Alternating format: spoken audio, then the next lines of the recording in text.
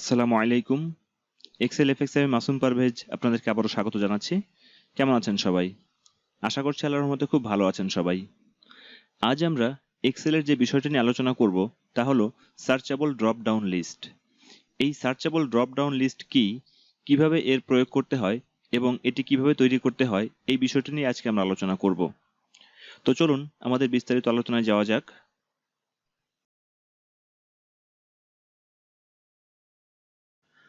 Drop down list তৈরি করতে সাধারণত আমরা সবাই জানি। আমি আমার tutorial Excel magic trick 5 Bangla data validation এই নামে যে টিউটোরিয়ালটি রয়েছে, এই টিউটোরিয়ালটিতে কিভাবে ড্রপ ডাউন লিস্ট তৈরি করতে হয় এ সম্পর্কে বিস্তারিতভাবে আলোচনা করেছি। আমি এখানে দুটো ড্রপ ডাউন লিস্ট ক্রিয়েট করে রেখেছি। এটা হচ্ছে সিম্পল ড্রপ ডাউন লিস্ট, এটা হচ্ছে সার্চেবল ড্রপ ডাউন লিস্ট। এখানে যে সিম্পল ড্রপ ডাউন লিস্টটা ক্রিয়েট করা হয়েছে, এই ড্রপ ডাউন লিস্টটা এখানে কয়েকজন বিখ্যাত সায়েন্টিস্টদের নাম নিয়ে ক্রিয়েট করা হয়েছে। আমি জি কলামে কয়েকজন বিখ্যাত সায়েন্টিস্টদের নাম লিখে রেখেছি, এনাদের নাম নিয়েই এখানে ড্রপ ডাউন লিস্টটা ক্রিয়েট করা হয়েছে। সার্চেবল ড্রপ ডাউন লিস্টটাও একই রকমের, ওই নামগুলো নিয়েই এখানে সার্চেবল ড্রপ ডাউন লিস্টটা ক্রিয়েট করা হয়েছে। একই নাম রয়েছে, যা এখানেও রয়েছে সেটা এখানেও রয়েছে। অনেক সময় যদি এই লিস্টটা অনেক বড় হয়, তাহলে এই নামগুলো মনে রাখা অনেক কষ্টকর হয়ে যায়, যে কারণে খুঁজে পাওয়া অনেক সময় সাপেক্ষ হয়ে যায়। আমি যদি এখানে একজন সায়েন্টিস্টের নাম লিখি, সাপোজ আমি জন ডাল্টনের নাম এর প্রথম অংশ আমি লিখতে চাই জন। এটা লেখার পরে বাকি অংশটুকু যদি আমি খুঁজে বের করতে চাই এখান থেকে, এখানে ক্লিক করলে একটা ইরর মেসেজ দিচ্ছে, অর্থাৎ পুরো নামটা না লেখা পর্যন্ত আমি এই ড্রপ ডাউন লিস্ট থেকে তার নামটা খুঁজে বের করতে পারছি না। এটাকে আমরা ক্যান্সেল করে দিলাম। কিন্তু দেখুন, এই সার্চেবল ড্রপ ডাউন লিস্টে যদি এখানে আমরা লিখি জন, জন লেখার পরে তারপর যদি ড্রপ ডাউন লিস্টে ক্লিক করি, তাহলে দেখুন জন নামে যতজন আছে, অর্থাৎ যতগুলো নামের প্রথমে বা মাঝে বা শেষে জন রয়েছে, সেই নামগুলো এখানে শো করবে। তো যদি আবার অন্য কিছু লিখি, ধরুন সিএইচ লিখলাম, লেখার পরে যদি ড্রপ ডাউন লিস্টে ক্লিক করি, দেখুন সিএইচ দিয়ে যতগুলো রয়েছে ঠিক ততগুলোর নাম এখানে শো করছে। এখানে যদিও বা অনেকজন সায়েন্টিস্টদের নাম ছিল, তারপরেও এখানে মাত্র 4টা নাম শো করছে। তো আপনারা হয়তো বুঝতে পেরেছেন এই সিম্পল ড্রপ ডাউন লিস্ট এবং সার্চেবল ড্রপ ডাউন লিস্ট কি এবং এদের মধ্যে পার্থক্য কি। এবার আমরা দেখব যে এই সার্চেবল ড্রপ ডাউন লিস্ট কিভাবে তৈরি করতে হয়। তাহলে এখানে যে ড্রপ ডাউনটা রয়েছে, এই ড্রপ ডাউনটা আমরা ক্যান্সেল করে দেই। আমরা ডাটাতে যাই, তারপর ডাটা ভ্যালিডেশনে যাই। এখানে যাওয়ার পরে ক্লিয়ার অল দেই, তাহলে আমাদের সব কিছু ক্লিয়ার হয়ে যাবে। দেখুন এখানে ড্রপ ডাউন বাটনটা নেই। Searchable drop down list create করার জন্য আমরা যে ফাংশনগুলো ব্যবহার করতে চাই, সেই ফাংশনগুলো আমরা এখানে লিখে রেখেছি। এই ফাংশনগুলো কি, তাদের আর্গুমেন্টগুলো কি এবং এই ফাংশনগুলো ব্যবহার করার ফলে কি রেজাল্ট আসে, আমরা তা এই পাশে লিখে রেখেছি। এবারে আমরা এই ফাংশনগুলো এক এক করে ব্যবহার করে দেখব যে কিভাবে searchable drop down list create করতে হয়। তো আমরা এখানে সিএইচ লিখলাম। এখন এই সিএইচ এই নামগুলোর মধ্যে যে সমস্ত নামের মধ্যে রয়েছে, ওই সমস্ত নামগুলো আমরা আগে সার্চ করতে চাই। তো প্রথমে আমরা সার্চ ফাংশনটা লিখি, আমরা ইকুয়াল চিহ্ন দিলাম, তারপর লিখলাম সার্চ। সার্চ লেখার পরে তারপরে ফাইন্ড টেক্সট, আমরা এই টেক্সটটাকে ফাইন্ড করতে চাই, আমরা এটাকে সিলেক্ট করলাম। যেহেতু সমস্ত সেল এর জন্য ওই একটা টেক্সট আমরা ফাইন্ড করব, তাহলে এই সেলটাকে আমরা লক করে দেই। এরপরে কমা দেই, কমা দেওয়ার পরে উইদিন টেক্সট, আমরা এই টেক্সটটার মধ্যে সিএইচ এই অংশটা খুঁজতে চাই। তো যদি আমরা ব্র্যাকেট ক্লোজ করে দেই, তারপরে এন্টার করি, তাহলে এখানে দেখুন এখানে কোনো কিছু শো করবে না, কারণ এটার মধ্যে সিএইচ এই লেটার দুটো নেই। যদি আমরা আর একটু নিচে আসি, দেখুন এটাতে আসলাম, এখানে শো করছে, এখানে তৃতীয় স্থানে সিএইচ রয়েছে। এখানে দেখুন এই যে সিএইচ তৃতীয় স্থানে রয়েছে। এভাবে যদি আমরা সিরিজটা ফিল করে দেই, তাহলে যেখানে যেখানে সিএইচ রয়েছে সেই সমস্ত নামগুলোতে সিএইচ কততম পজিশনে আছে সেই সংখ্যাটা এখানে শো করছে। কারণ আমরা জানি সার্চ ফাংশন দ্বারা কোনো টেক্সট বা কোনো একটা টেক্সটের অংশের পজিশনটা খুঁজে বের করা হয়, যে কারণে সিএইচ কততম পজিশনে আছে সেই পজিশনগুলো এখানে খুঁজে বের করছে। এবারে আমরা যতগুলো সার্চ করেছি, এইগুলোর মধ্যে কোনগুলো সংখ্যা এবং কোনগুলো সংখ্যা নয় ইরর, সেগুলো আমরা আলাদা করতে চাই। তো সেটা আমরা কিভাবে আলাদা করব? আমরা ইজ নাম্বার ফাংশন ব্যবহার করলে আমরা বুঝতে পারবো কোনটা সংখ্যা এবং কোনটা সংখ্যা নয়। আমরা জানি ইজ নাম্বারের একটা আর্গুমেন্ট রয়েছে, সেটা হচ্ছে ভ্যালু। যদি আমরা ভ্যালু হিসেবে কোনো কিছুকে এখানে দেই, তাহলে সেটা যদি কোনো সংখ্যা হয় তাহলে সেটা ট্রু শো করবে, আর যদি কোনো সংখ্যা না হয় অন্য কিছু হয় তাহলে সেটা ফলস শো করবে। তো আমরা এখানে যে ফাংশনটা লিখেছি সার্চ ফাংশন, এই সার্চ ফাংশনের দ্বারা এখানে আমরা ইরর ভ্যালু পাচ্ছি। এটা কোনো নাম্বার নয়। তো যদি আমরা এখানে ডাবল ক্লিক করার পরে এখানে আমরা ইজ নাম্বার এই ফাংশনটা ব্যবহার করি, ইজ নাম্বার ফাংশনটা ব্যবহার করার পরে যদি আমরা এখানে ব্র্যাকেট ক্লোজ করে দেই তাহলে দেখুন এখানে শো করবে ফলস। এবারে যদি আমরা আরেকটা সেল ড্র্যাগ করে নিচে আসি এখানে ট্রু শো করবে কারণ এটা একটা নাম্বার। এভাবে আমরা সিরিজটাকে ফিল করলাম। কাজেই যে সমস্ত জায়গাগুলোতে নাম্বার ছিল সেই সমস্ত জায়গাগুলো ট্রু হয়েছে, আর যে সমস্ত জায়গাগুলোতে নাম্বার ছিল না, যে সমস্ত সেলগুলোতে, ওই সমস্ত সেলগুলো ফলস রয়েছে। এখন আমরা যে কাজটা করতে চাই সেটা হচ্ছে এই ট্রু এবং ফলসগুলোকে নিয়ে লজিক্যাল টেস্ট করতে চাই। আমরা জানি ইফ ফাংশনে প্রথম অংশটা হচ্ছে লজিক্যাল টেস্ট। আর ইফ ফাংশনের দ্বারা যদি লজিক্যাল টেস্টটা সত্য হয় তাহলে প্রথম অংশ বসে, আর যদি লজিক্যাল টেস্টটা মিথ্যা হয় তাহলে দ্বিতীয় অংশ বসে। তো এখানে ইফ ফাংশনের বিষয়টা আমি আরেকটু স্পষ্ট করে বলি। ইফ ফাংশনটা যদিও বা আমি আলোচনা করেছি আমার tutorial Excel magic trick 7 Bangla part 1, এটাতে আমি ইফ ফাংশন নিয়ে বিস্তারিত আলোচনা করেছি, আপনারা চাইলে আমার ওটা দেখে আসতে পারেন। তারপরও আমি একটু বলি, ধরুন আমি এখানে লিখলাম ইফ লেখার পরে একটা লজিক্যাল টেস্ট দিলাম, সাপোজ 2 ইজ গ্রেটার দ্যান 3, 2 3-এর চেয়ে বড়। যদি এটা সত্য হয় তাহলে এখানে আমরা ইয়েস লিখতে চাই, ইয়েস। আর যদি সত্য না হয়, মিথ্যা হয়, তাহলে সেক্ষেত্রে আমরা এটাকে নো লিখতে চাই, নো। তো আমরা জানি 2 3-এর চেয়ে বড় নয়, মিথ্যা। তাহলে যদি আমরা এন্টার করি তাহলে এখানে নো আসবে, দেখুন নো। যদি আমরা এই 2 3-এর চেয়ে বড় এই অংশটুকুকে সিলেক্ট করি, সিলেক্ট করার পরে আমরা F9 প্রেস করি, দেখুন এখানে ফলস শো করবে, এখানে ফলস শো করছে। আমরা কন্ট্রোল জেড দিয়ে ব্যাকে আসি। এখানে যদি আমরা লজিক্যাল টেস্ট এতটুকু না লিখে যদি আমরা এখানে সরাসরি ফলস লিখে দেই তাহলেও এখানে এই নো শো করবে। অর্থাৎ এখানে লজিক্যাল টেস্টটা ট্রু বা ফলস হলেই প্রথম ভ্যালুটা বা দ্বিতীয় ভ্যালুটা অ্যাকসেপ্ট করবে। তো এখানে আমাদের যে অংশগুলো রয়েছে ফলস ট্রু এভাবে যেগুলো রয়েছে এগুলোকে আমরা লজিক্যাল টেস্ট হিসেবে ব্যবহার করতে পারি। তো যদি আমরা এই সেলটার এই যে অংশটুকু রয়েছে, এই যে ফাংশনটুকু রয়েছে, এই ফাংশনটুকুকে লজিক্যাল টেস্ট হিসেবে ব্যবহার করি তাহলে কি আসে, আমরা এখানে ইফ ফাংশন ব্যবহার করি। ইফ ফাংশন ব্যবহার করার পরে এখান থেকে এই অংশটুকু হচ্ছে লজিক্যাল টেস্ট। এই লজিক্যাল টেস্ট যদি সত্য হয় তাহলে সেক্ষেত্রে আমরা 1 বসাতে চাই, আর যদি মিথ্যা হয় তাহলে আমরা 0 বসাতে চাই। আমরা ব্র্যাকেট ক্লোজ করে দিলাম। তো দেখুন যেহেতু আমাদের এইখানে এই অংশটুকু লজিক্যাল টেস্টটুকু মিথ্যা ছিল, কাজে এখানে 0 শো করবে। আমরা এন্টার করি, দেখুন এখানে 0 শো করছে।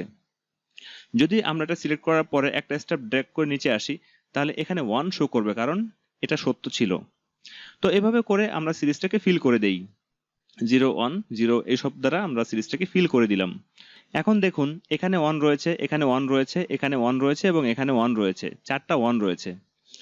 এখন আমরা চাই যে এই 4টা 1 শুধু 1 না থেকে প্রথমটা 1 থাকবে, তারপরটা 2 থাকবে, তারপরটা 3 থাকবে, তারপরটা 4 থাকবে, এভাবে আমরা চাই।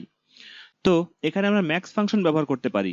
ম্যাক্স ফাংশনের কাজ হচ্ছে কতগুলো সেল বা একটা রেঞ্জের মধ্যে থেকে সর্বোচ্চ ভ্যালুটাকে খুঁজে বের করা।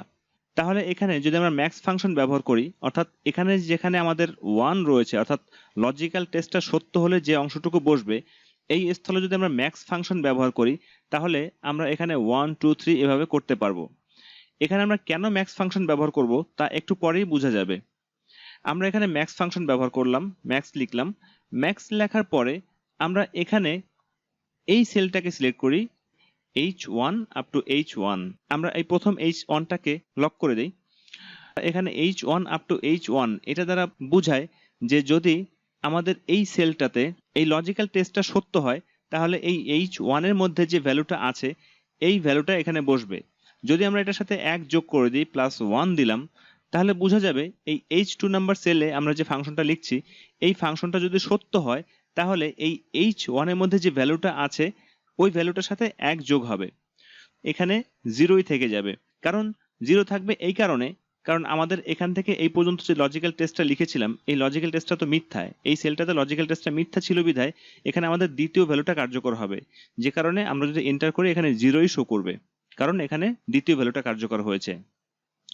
তো এরপর যদি আমরা ড্র্যাগ করে একটু নিচে আসি তো এখানে 1 শো করবে, কারণ আমাদের এখানে যখন আমরা ড্র্যাগ করে নিয়ে আসলাম তখন দেখুন এখানে ম্যাক্সিমাম রেঞ্জটা রয়েছে H1 থেকে H2 পর্যন্ত। তাহলে এই H1 থেকে H2 পর্যন্ত এই দুটা সেলের মধ্যে সর্বোচ্চ ভ্যালুটা ছিল 0, যে কারণে 0 এর সাথে 1 যোগ করলে এখানে 1 হবে। এখন যদি আমরা আর একটু ড্র্যাগ করে নিচে আসি, এই স্থলে আসি, তখন এখানে 2 শো করবে। এখানে 2 শো করার কারণ হচ্ছে এখানে রেঞ্জটা দেখুন H1 থেকে শুরু করে H4 পর্যন্ত। এখানে H1 থেকে শুরু করে এখানে H4 হচ্ছে এই অংশটুকু। এই অংশটুকুর মধ্যে এই ভ্যালুটা, এই 1টাই হচ্ছে সর্বোচ্চ ভ্যালু, যে কারণে এখানে 2 শো করছে। কারণ এই সর্বোচ্চ ভ্যালু যোগ 1, এই কারণে এখানে 2 শো করছে। এভাবে যদি আমরা সিরিজটাকে ফিল করে ফেলি তাহলে দেখুন আমাদের এখানে 1, 2, এখানে 3, এখানে 4 এভাবে চলে আসছে। আমরা এই কলামটাকে সিলেক্ট করলাম। কলামটাকে সিলেক্ট করার পরে এই কলামটাকে ধরে আমরা বাম পাশে নিয়ে আসতে পারি, তাতে আমাদের মানের কোনো পরিবর্তন হবে না। আমরা কলামটাকে ধরে বাম পাশে নিয়ে আসলাম।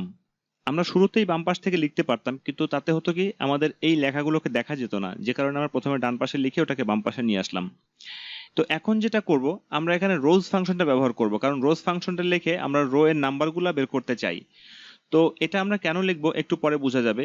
আমরা লিখলাম রোজ ফাংশন। রোজ ফাংশন লেখার পরে এখানে রয়েছে অ্যারি।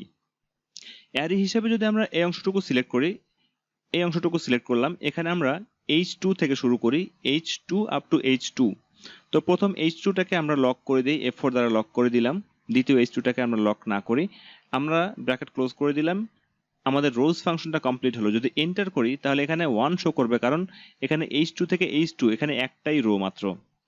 যদি আমরা এখান থেকে ড্র্যাগ করে একটা স্টেপ নিচে আসি তাহলে এখানে 2 শো করবে, কারণ এখানে দেখুন এখানে H2 থেকে H3 এখানে দুটো রো।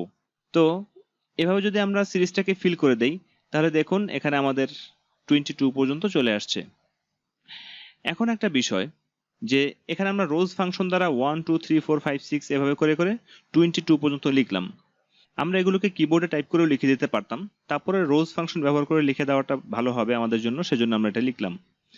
এখন কেন আমাদের এটা ভালো হবে সেই বিষয়টা আমরা দেখি, কেন আমাদের এটা কার্যকর সেটা আমরা দেখি। তো এখানে এবারে আমরা যে কাজটা করব সেই কাজটা হচ্ছে, যেই নামগুলোতে CH আছে ওই নামগুলোর পাশে কিন্তু একটা সংখ্যা রয়েছে। দেখুন এখানে সংখ্যা আছে, তারপরে এখানে সংখ্যা রয়েছে। তো আমরা এই সংখ্যাগুলোর পাশের নামটাকে খুঁজে বের করতে চাই। তো এখানে যেহেতু আমরা রোজ ফাংশন ব্যবহার করেছি, আমরা একটা কাজ করতে পারি, VLOOKUP ব্যবহার করতে পারি। এখানে VLOOKUP এর মধ্যে আমাদের কয়েকটা আর্গুমেন্ট রয়েছে, তা হলো lookup value, table array, column index number, range lookup. আর এটা দ্বারা আমরা কোনো একটা টেবিলের মধ্য থেকে কোনো একটা ভ্যালু কন্ডিশনালি খুঁজে বের করি। তো এই ক্ষেত্রে যদি আমরা VLOOKUP ফাংশনটা লিখি, VLOOKUP ফাংশনটা লিখলাম, এখন লুকআপ ভ্যালু হিসেবে যদি আমরা রোজ ফাংশনের এই অংশটুকু ব্যবহার করি, আমরা জানি এই অংশটুকু সমান সমান 1 ছিল এখানে। তো আমরা যদি এই অংশটুকু লুকআপ ভ্যালু হিসেবে ব্যবহার করি, তারপরে আমরা এখানে কমা দেই, কমা দেওয়ার পরে টেবিল অ্যারে হিসেবে যদি আমরা এই অংশটুকু সিলেক্ট করি, এই অংশটুকু সিলেক্ট করার পরে আমরা এটাকে লক করে দিই, F4 দ্বারা লক করে দিলাম, তারপরে কমা দেই, তারপর কলাম ইন্ডেক্স নাম্বার। এখানে যেহেতু আমাদের দুটো কলাম সিলেক্ট হয়েছে এবং আমরা বের করতে চাই এই নামগুলো, সো এখানে আমরা কলাম ইন্ডেক্স নাম্বার হিসেবে এখানে আমরা 2 দিতে পারি। আমরা 2 কলাম ইন্ডেক্স নাম্বার দেওয়ার পরে কমা দেই, কমা দেওয়ার পরে তারপর এখানে আমরা এক্সাক্ট ম্যাচ চাই, যে কারণে এখানে ফলস সিলেক্ট করে দিব। আমরা ব্র্যাকেট ক্লোজ করে দিলাম, আমাদের VLOOKUP ফাংশনটা কমপ্লিট হলো। এখানে দেখুন প্রথম এই অংশটা হচ্ছে লুকআপ ভ্যালু, অর্থাৎ আমাদের এই অংশটা যেহেতু 1 ছিল, কাজেই 1 বরাবর দ্বিতীয় কলামে যেটা থাকবে সেই ভ্যালুটাই এখানে আসবে। আমরা এন্টার করি, দেখুন এখানে এই 1 বরাবর দ্বিতীয় কলামে যেটা ছিল আর্কিমিডিস, এখানে সেই আর্কিমিডিস চলে আসছে। যদি আমি ড্র্যাগ করে একটা স্টেপ নিচে আসি তাহলে দেখুন এখানে ছিল মাইকেল ফ্যারাডে, এখানে দেখুন মাইকেল ফ্যারাডে চলে আসছে। যদি আরেকটা স্টেপ নিচে আসি তাহলে এখানে 3 নম্বরে ছিল স্যার জগদীশচন্দ্র বসু, এখানে স্যার জগদীশচন্দ্র বসু চলে আসছে। তো এভাবে করে আমরা সিরিজটাকে ফিল করলাম। তো দেখুন 4-এর পরে আর কোনো সংখ্যা নেই বিধায় এখানে আমাদের ইরর ভ্যালু শো করছে, নট অ্যাভেইলেবল শো করছে। এখন আমরা চাই যেই ভ্যালুগুলো ইরর আসছে এই ভ্যালুগুলোকে আমরা অমিট করে দিতে চাই, ব্ল্যাঙ্ক দ্বারা অমিট করে দিতে চাই। তো ওই ব্ল্যাঙ্ক দ্বারা অমিট করতে হলে আমাদের ইফ ইরর ফাংশনটা ব্যবহার করতে হবে। আমরা জানি ইফ ইরর ফাংশনটা হচ্ছে ওই জাতীয় ফাংশন যে যদি ইরর হয় তাহলে সেটাকে রিপ্লেস করে দেবে, আমরা যে ভ্যালুটা দিব সেই ভ্যালুটা রিপ্লেস করবে, আর যদি ইরর না হয় তাহলে সেম ভ্যালুটাই থেকে যাবে। তো সেক্ষেত্রে আমরা লিখি ইফ ইরর ফাংশনটা লিখলাম, ইফ ইরর এখান থেকে এই অংশটুকু হচ্ছে ভ্যালু, এই ভ্যালুটা যদি ইরর হয় তাহলে কি হবে, তাহলে আমরা ব্ল্যাঙ্ক দিয়ে রিপ্লেস করতে চাই, যে কারণে এখানে ব্ল্যাঙ্ক সিলেক্ট করে দিলাম, আমরা ব্র্যাকেট ক্লোজ করে দিলাম, আমাদের ইফ ইরর ফাংশনটা হলো। আমরা এন্টার করি, এখানে আমাদের এই ভ্যালুটাই শো করবে, কারণ এই ভ্যালুটা ইরর নয়। আমরা এই পর্যন্ত যখন আসবো আমাদের ঠিক সেমই থাকবে, কারণ এখানকার একটাও ইরর নয়। যদি আরেকটা স্টেপ নিচে আসি তাহলে এটা ব্ল্যাঙ্ক হবে, কারণ এটা ইরর ছিল। এভাবে করে আমরা সিরিজটাকে ফিল করি। তাহলে দেখুন এখানে মাত্র 4টা নাম রয়েছে, যে 4টা নাম আমরা এখান থেকে খুঁজে বের করতে চেয়েছি। এবারে দেখুন যদি আমরা এখানে জন লিখি তাহলে দেখুন এখানে দুটো নাম শো করছে, কারণ জন রয়েছে এখানে রয়েছে 1 নম্বরে এবং এখানে রয়েছে 2 নম্বরে, যে কারণে এখানে দুটো নাম শো করছে। যদি এখানে আমি ই লিখি, শুধু ই, তাহলে দেখুন ই দিয়ে যতগুলো আছে ততগুলো এখানে শো করছে, অর্থাৎ যতগুলো নামের মধ্যে ই রয়েছে ঠিক ততগুলো নামই এখানে শো করছে। তো আমরা এটাকে সিএইচই দিলাম আবার। এখন দেখুন, এখন আমরা এই রেঞ্জটার মধ্যে কতগুলো ভ্যালু রয়েছে সেই ভ্যালুগুলোকে আমরা কাউন্ট করতে চাই। তো আমরা এখানে একটা কাউন্টিভ ফাংশন বসিয়ে দিই, কাউন্টিভ ফাংশন বসালাম। এখন কাউন্টিভের মধ্যে দুটো আর্গুমেন্ট রয়েছে, একটা রেঞ্জ, একটা ক্রাইটেরিয়া। যদি আমরা রেঞ্জ হিসাবে এই অংশটুকুকে সিলেক্ট করে দেই, এই পুরো অংশটুকুকে রেঞ্জ হিসাবে সিলেক্ট করলাম, সিলেক্ট করার পরে আমরা F4 দ্বারা লক করে দিই। তারপরে আমরা ক্রাইটেরিয়া, তো আমরা কোন ক্রাইটেরিয়ার ভিত্তিতে কাউন্ট করব, আমরা জানি না এখানে কোন নামটা আসবে। এগুলো আমাদের যে কোনো নাম আসতে পারে, যে কারণে আমরা এখানে যে কাজটা করতে পারি সেটা হলো যে আমরা ওয়াইল্ড কার্ড ব্যবহার করতে পারি। আমরা এখানে ইনভার্টেড কমা দিলাম, তারপর ওয়াইল্ড কার্ড হিসেবে প্রশ্নবোধক চিহ্ন এবং অ্যাস্টারিক সিম্বল, এই দুটো জিনিস আমরা দিলাম। তারপর আবার ডাবল কোট দিয়ে এটা বন্ধ করে দিলাম, আমরা ব্র্যাকেট ক্লোজ করে দিলাম। তাহলে দেখুন এই ওয়াইল্ড কার্ডটুকুর অর্থ হচ্ছে যে এখানে যা থাকবে, যতগুলো নাম থাকবে ততগুলোই এখানে কাউন্ট করে দিবে। আমরা এন্টার করি, তাহলে দেখুন এখানে আমাদের 4টা নাম রয়েছে, এখানে 4 কাউন্ট করে দিচ্ছে। এখন আমরা যে কাজটা করতে চাই, এখন এই 4-এর প্রেক্ষিতে আমাদের এখানে যে নামগুলো আছে এই নামগুলোকে একটা সেল এ রাখতে চাই। তো এই একটা সেলে আমরা লিস্ট আকারে অর্থাৎ ডাইনামিক রেঞ্জ আকারে রাখতে চাই। তো আমরা জানি ডাইনামিক রেঞ্জ আকারে রাখতে হলে আমাদের অফসেট ফাংশন ব্যবহার করতে হয়। আমরা আমাদের পূর্ববর্তী tutorial Excel magic trick 52 Bangla এটাতে অফসেট ফাংশনের বিস্তারিত বিষয়গুলো আলোচনা করেছিলাম। তো আমরা এখানে অফসেট ফাংশনটা লিখি, আমরা ইকুয়াল চিহ্ন দিলাম, তারপর লিখলাম অফসেট লেখার পরে এখানে রেফারেন্স হিসাবে আমরা এই সেলটাকে সিলেক্ট করলাম। এটাকে সিলেক্ট করার পরে আমরা লক করে দেই, লক করে দেওয়ার পরে তারপরে রোজ, যেহেতু আমরা এই একটা কলাম থেকেই ফাইন্ড আউট করব, কাজেই এখানে রোজ 0 সিলেক্ট করে দিলেও চলবে, কারণ যদি আমি রোজ 1 সিলেক্ট করে দেই তাহলে আমাদের এই রোটা থেকে কাউন্টিং হবে, 2 সিলেক্ট করে দিলে এই রোটা থেকে কাউন্টিং হবে। তো যেহেতু আমরা চাচ্ছি যে এই শুরু থেকে কাউন্টিং হোক, তাহলে আমরা 0 সিলেক্ট করে দিতে পারি বা কোনো কিছু সিলেক্ট নাও করতে পারি। আমরা আরেকটা কমা দেই, কমা দেওয়ার পরে তারপরে কলামস। তো আমাদের যেহেতু এই কলামটা হলো 0 অফসেট ফাংশনের ক্ষেত্রে, তারপরে এটা হচ্ছে 1, তো আমরা যেহেতু এই কলাম থেকেই ফাইন্ড আউট করতে চাচ্ছি, সো আমরা এখানে 0 দিতে পারি বা কোনো কিছু না দিয়ে ব্ল্যাঙ্ক রেখেও চলে যেতে পারি। এরপরে রয়েছে হাইট, এটা আমাদের গুরুত্বপূর্ণ এখানে, কারণ আমাদের এখানে কাউন্টিং হবে, কতটুকু কাউন্টিং হবে, হাইট যতটুকু অতটুকু কাউন্টিং হবে। এখানে 4টে ভ্যালু, সো এখানকার হাইট হচ্ছে 4। যখন আমরা এখানে জন লিখেছিলাম তখন এখানে দুটো ভ্যালু ছিল, তখন এখানে হাইট আকারে ছিল 2। এখন আমরা হাইট হিসেবে এই সেলটাকে সিলেক্ট করে দিতে পারি, আমরা এই সেলটাকে সিলেক্ট করে দিলাম হাইট হিসেবে। আমরা এটাকে F4 দ্বারা লক করে দিই, F4 দ্বারা লক করে দিলাম, অথবা আমরা এখানে কাউন্টিভ ফাংশনটাও সরাসরি বসিয়ে দিতে পারতাম। লক করে দেওয়ার পরে যেহেতু আমরা একটা কলাম থেকেই সার্চ করব, কাজেই আমাদের আর ওয়াইড দেওয়ার কোনো দরকার নাই, আমরা ব্র্যাকেট ক্লোজ করে দেই। আমাদের অফসেট ফাংশনটা কমপ্লিট হয়ে গেল। আমরা এন্টার করি, এখানে দেখুন অফসেট ফাংশনে আর্কিমিডিস শো করছে, যদিও বা আর্কিমিডিস শো করছে কিন্তু এটার মধ্যে আমাদের 4টা ভ্যালু রয়েছে। আমরা ডাবল ক্লিক করি, ডাবল ক্লিক করার পরে তারপর যদি এই অংশটুকু সিলেক্ট করি, সিলেক্ট করার পর যদি F9 প্রেস করি, দেখুন এখানে আমাদের 4টা value, Archimedes, Michael Faraday, sir Jagadish Chandra Bose এবং চার্লস ব্যাবেজ, এই 4টা নাম এখানে শো করছে। তো আমরা কন্ট্রোল জেড দিয়ে আমরা এটাকে ফিরে নিয়ে আসলাম আগের অবস্থায়। আমরা এন্টার করি, আমাদের এখানে ওই নামটাই শো করবে। এখানে যদি নাম না থেকে যদি সংখ্যা থাকতো এখানে, তাহলে এখানে আমাদের ইরর শো করতো। আমরা এটাকে একটু সেলটাকে বড় করে দিই, তাহলে বোঝা যাবে। এখানে যদি কোনো সংখ্যা থাকতো নামগুলো না থেকে, তাহলে এখানে ইরর ভ্যালু শো করতো। এখন আমরা যে কাজটা করতে চাই, এখানে যে ফাংশনটা আমরা ক্রিয়েট করেছি এই ফাংশনটাকে আমরা এখান থেকে কপি করি। আমরা এস্কেপ দেই, এস্কেপ দেওয়ার পরে এবারে আমরা একটু নেম ম্যানেজারে যাই, ফর্মুলাতে যাই। নেম ম্যানেজারে যাওয়ার পরে আমরা নিউতে আসি, নিউতে যাওয়ার পরে তারপর আমরা এখানে ওই ফাংশনটাকে পেস্ট করে দেই। আমরা এটাকে সিলেক্ট করলাম, তারপর কন্ট্রোল ভি দ্বারা ওই ফাংশনটাকে পেস্ট করে দিলাম। এই ফাংশনটাকে পেস্ট করে দেওয়ার পরে তারপর যদি আমরা এখানে একটা নাম লিখি, সাপোজ আমরা এখানে লিখলাম ভ্যালিডেশন লিস্ট। ভ্যালিডেশন লিস্ট লিখলাম। লেখার পরে তারপর যদি ওকে করি তাহলে আমাদের নেম ম্যানেজারে এই ভ্যালিডেশন লিস্ট নামে এটা সেভ হয়ে গেল। আমরা ক্লোজ করলাম। ক্লোজ করে দেওয়ার পরে এইবারে আমরা এখানে যে ড্রপ ডাউন লিস্টটা ক্রিয়েট করতে চাই সেটা ক্রিয়েট করতে হলে ডেটাতে যেতে হবে। ডেটাতে যাওয়ার পরে এখানে ডেটা ভ্যালিডেশনে যেতে হবে। আমরা এইটাকে মুছে দিই, ডিলিট করে দিই। এরপরে ডেটা ভ্যালিডেশনে যাই। ডেটা ভ্যালিডেশনে যাওয়ার পরে তারপরে এখানে আমরা লিস্ট সিলেক্ট করি। তারপর এখানে সোর্স হিসেবে আমরা যেটাকে নেম ম্যানেজারে সেট করে দিলাম ওই নামটাকে এখানে ব্যবহার করতে পারি ভ্যালিডেশন লিস্ট নামে। তো কিবোর্ড থেকে F3 প্রেস করলে আমাদের ওই লিস্টটা চলে আসবে, ভ্যালিডেশন লিস্ট। আমরা এটাকে সিলেক্ট করলাম, তারপর ওকে দিলাম। এখন যদি আমরা এটাকে ওকে দেই, ওকে দেওয়ার পরে তাহলে দেখুন এখানে ড্রপ ডাউনটা ক্রিয়েট হয়ে গিয়েছে। ক্রিয়েট হয়ে যাওয়ার পরে এখন যদি আমরা এখানে লিখি জন লিখলাম, তারপর যদি এখানে ড্রপ ডাউনে ক্লিক করি তারপরেও এখানে আসবে না, এখানে একটা ইরর অ্যালার্ট শো করছে। এখন এই ইরর অ্যালার্টটা কিভাবে শো না করানো যায় এই বিষয়টা আমরা দেখি।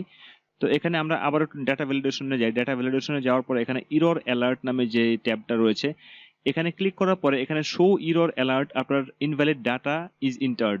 তো এটাকে যদি আমরা আনচেক করে দেই তারপরে যদি ওকে করি, এবারে দেখুন এবারে যদি আমরা এখানে লিখি জন, তারপরে এখানে যদি ড্রপ ডাউনে যাই তাহলে দেখুন এখানে জন নামে যতজন আছে তাদের নামটা এখানে শো করছে। যদি আমরা এখানে লিখি সিইউ তাহলে দেখুন এখানে সিইউ দিয়ে যতজন আছে ম্যারি কুরি, পিয়ারে কুরি, তারপরে নিকোলাস কোপারনিকাস, এগুলার প্রত্যেকটা নামের মধ্যে সিইউ রয়েছে, যে কারণে এখানে শুধুমাত্র এই তিনটা নাম শো করছে। তো এভাবে searchable drop down list create করা যায়।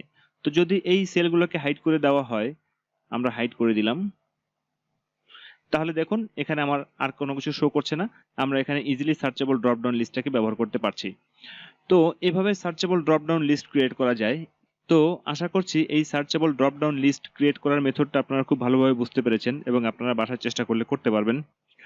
তো আমার টিউটোরিয়ালটি এই পর্যন্ত। যদি আমার টিউটোরিয়ালটি আপনাদের ভালো লেগে থাকে, যদি আমার টিউটোরিয়ালটি আপনাদের কোনো উপকারে আসে, তাহলে আমার টিউটোরিয়ালটি আপনারা আপনাদের বন্ধু বান্ধবদের সাথে শেয়ার করবেন এবং আমার জন্য দোয়া করবেন যেন আরো আমি সুন্দর সুন্দর টিউটোরিয়াল আপনাদেরকে উপহার দিতে পারি। তো আপনাদের সবার সুস্বাস্থ্য কামনা করে আমি আমার টিউটোরিয়ালটি এখানে শেষ করছি। আসসালামু আলাইকুম ওয়া রাহমাতুল্লাহি ওয়া বারাকাতুহু।